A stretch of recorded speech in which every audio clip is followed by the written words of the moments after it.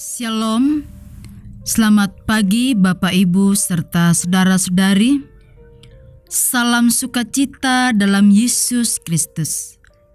Selamat berjumpa lewat Renungan Harian Toraya, edisi Rabu 21 Agustus tahun 2024. Bersukacita atas kasih karunia Tuhan yang memberikan kehidupan baru yang akan kita jalani dengan penuh penyerahan diri kepada Tuhan. Untuk mengawali kehidupan baru serta aktivitas kita sepanjang hari ini, kita akan membaca dan merenungkan firman Tuhan dari 1 Raja-Raja 8 ayat 1 hingga ayat yang ke-21. Namun sebelumnya itu, mari kita berdoa. Bapa dalam surga, kami bersyukur atas kehidupan baru yang Tuhan masih anugerahkan kepada kami. Untuk mengawali aktivitas dan kehidupan kami untuk sepanjang hari ini, kami akan membaca dan merenungkan firman-Mu. Namun sebelum itu ya Bapa di surga, kami mohon dengan Roh Kudus-Mu ya Tuhan, mempersiapkan hati dan diri kami, agar apa yang kami baca dan renungkan bersama pada saat ini boleh kami pahami dengan baik, boleh kami praktekkan dalam kehidupan kami, terlebih khusus untuk sepanjang hari ini. Karena itu ya Tuhan, bersabdalah kepada kami semua, karena sesungguhnya kami sudah siap mendengarkan firman-Mu.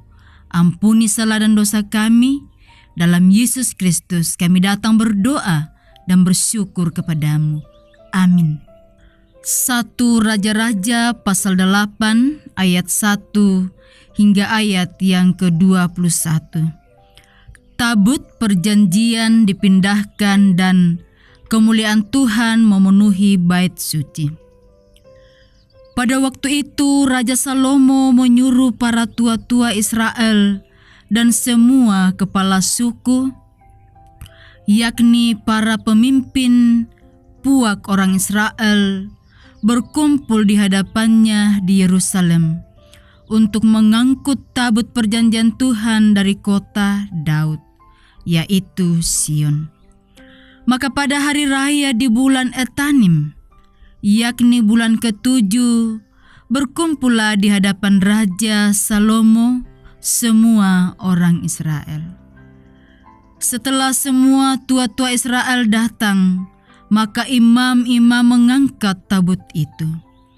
Mereka mengangkut tabut Tuhan dan kemah pertemuan dan segala barang kudus yang ada dalam kemah itu.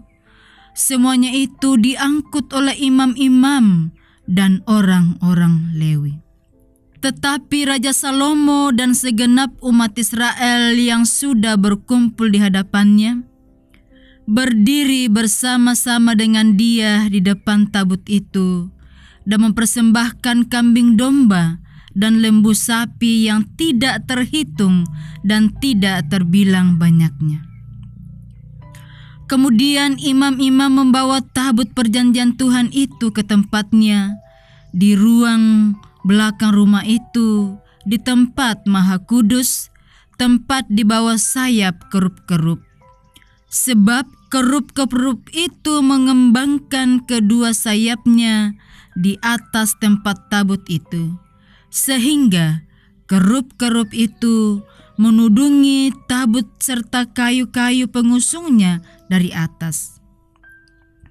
Kayu-kayu pengusung itu demikian panjangnya, sehingga ujungnya kelihatan dari tempat kudus yang di depan ruang belakang itu, tetapi tidak kelihatan dari luar, dan disitulah tempatnya sampai hari ini. Dalam tabut itu tidak ada apa-apa selain dari kedua loh batu yang diletakkan Musa ke dalamnya di gunung Horeb, yakni loh-loh batu bertuliskan perjanjian yang diadakan Tuhan dengan orang Israel pada waktu perjalanan mereka keluar dari tanah Mesir. Ketika imam-imam keluar dari tempat kudus, datanglah awan memenuhi rumah Tuhan, sehingga imam-imam tidak tahan berdiri untuk menyelenggarakan kebaktian oleh karena awan itu, sebab kemuliaan Tuhan memenuhi rumah Tuhan.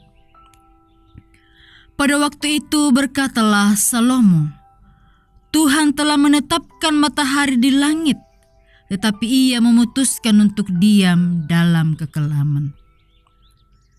Sekarang aku telah mendirikan rumah kediaman bagimu, tempat engkau menetap selama-lamanya. Kemudian berpalinglah raja lalu memberkati seluruh jemaat Israel. Sedang segenap jemaat Israel berdiri. Ia berkata, "Terpujilah Tuhan Allah Israel yang telah menyelesaikan dengan tangannya apa yang difirmankannya dengan mulutnya kepada Daud, ayahku demikian. Sejak aku membawa umatku Israel keluar dari Mesir, tidak ada kota yang kupilih di antara segala suku Israel untuk mendirikan rumah di sana sebagai tempat kediaman namaku. Tetapi aku telah memilih Daud untuk berkuasa atas umatku Israel." Lalu raja melanjutkan, "Ketika Daud, ayahku bermaksud mendirikan rumah untuk nama Tuhan Allah Israel, berfirmanlah Tuhan kepadanya, Engkau bermaksud mendirikan rumah untuk namaku, dan maksudmu itu memanglah baik. Hanya, bukanlah engkau yang akan mendirikan rumah itu, melainkan anak kandungmu yang akan lahir kelak. Dialah yang akan mendirikan rumah itu untuk namaku." Jadi Tuhan telah menepati janji yang telah diucapkannya. Aku telah bangkit menggantikan Daud ayahku, dan telah duduk di atas tahta kerajaan Israel, seperti yang difirmankan Tuhan. Aku telah mendirikan rumah ini untuk nama Tuhan Allah Israel, dan telah menyediakan di sana tempat untuk tabut yang memuat perjanjian yang telah diadakan Tuhan dengan nenek moyang kita ketika mereka dibawanya keluar dari tanah Mesir. Demikianlah firman Tuhan. Amin. Bapak, Ibu, serta saudara-saudari yang kasih dalam Yesus Kristus, tema renungan harian 21 Agustus 2024 ialah tempat yang kupilih, atau dibawa dalam bahasa Toraja, Inan Tukutonno. Inan Tukutonno. Bapak, Ibu, serta saudara-saudari yang kasih dalam Yesus Kristus, Tuhan, kehadiran dan kediamannya adalah bagian yang tidak bisa dipisahkan dalam sejarah Israel. Baik pada era perjalanan ke Kanaan maupun ketika mereka telah menjadi satu bangsa di bawah pemerintahan raja-raja Israel. Pada masa-masa itu, kehadiran Tuhan selalu disimbolkan dengan tabut perjanjian yang senantiasa dibawa oleh kelompok imam dan ditempatkan dalam tenda khusus sebagai simbol tempat Dia berdiam. Perikop ini dibagi dalam dua bagian. Ayat 1-13 yang berfokus pada kehadiran Tuhan dalam bait-Nya yang telah selesai dibangun dengan membawa masuk semua perlengkapan kemah pertemuan. Bait itu sendiri tidak hanya di Gibeon, tetapi juga di kota Daud.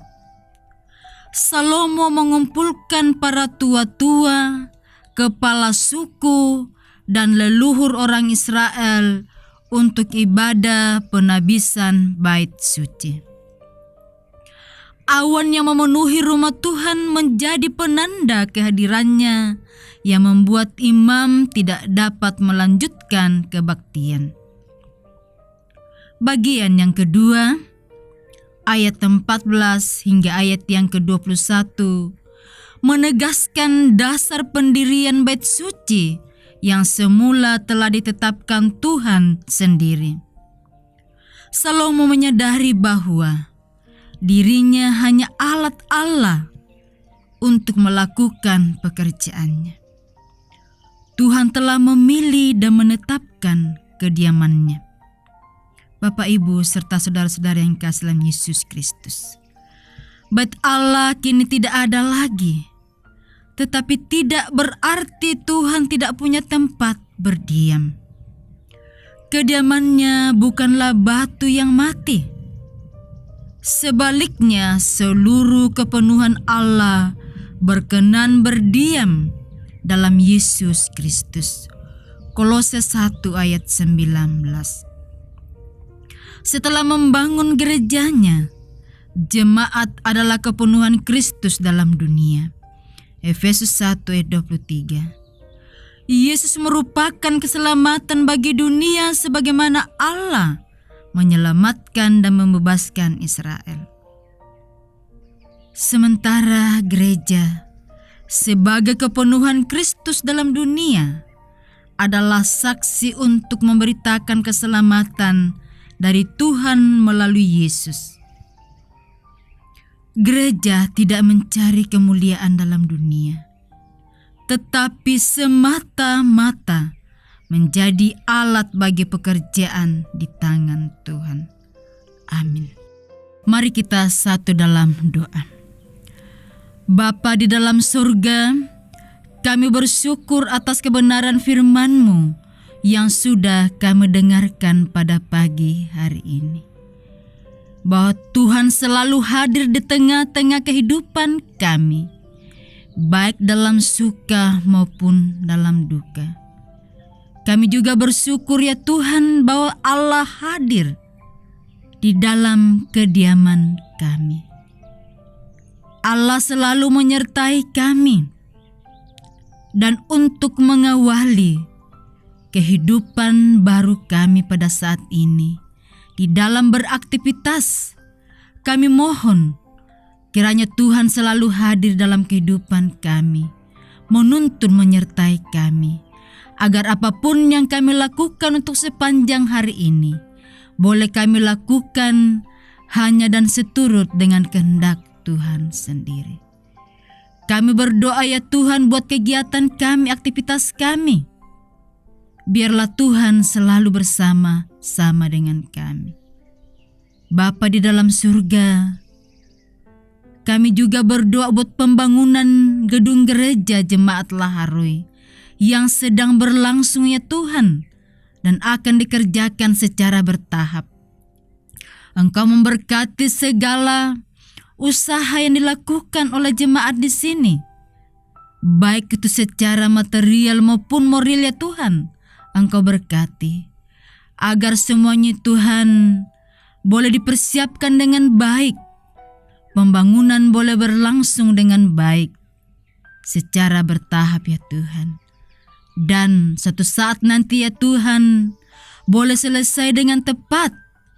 Dan di dalamnya ya Tuhan kami jemaat-Mu, kami umat-Mu boleh beribadah dengan penuh sukacita. Bahwa semuanya itu boleh terjadi hanya karena kasih dan kemurahan Tuhan yang selalu nyata buat jemaat-Mu di sini. Tuhan Allah Bapa dalam surga, kami juga berdoa ya Tuhan buat jemaat-Mu yang sedang dalam pergumulan. Tuhan kuatkan kami semua. Berkati yang sedang dalam kelemahan tubuh, baik yang sedang mendapatkan perawatan di rumah maupun yang sedang dirawat di rumah sakit. Juga ya Tuhan berkati segala usaha dan rencana kami ya Tuhan, agar semuanya Tuhan boleh terwujud seturut dengan kehendak Tuhan sendiri. Bapa dalam surga, sertai kehidupan kami sepanjang hari ini. Ampuni salah dan dosa kami. Di dalam Yesus Kristus kami datang berdoa dan bersyukur kepadamu. Amin. Demikianlah kebersamaan kita dalam renungan harian Toraya. Selamat pagi, selamat menikmati kehidupan baru. Hari ini Tuhan memberkati kita semua.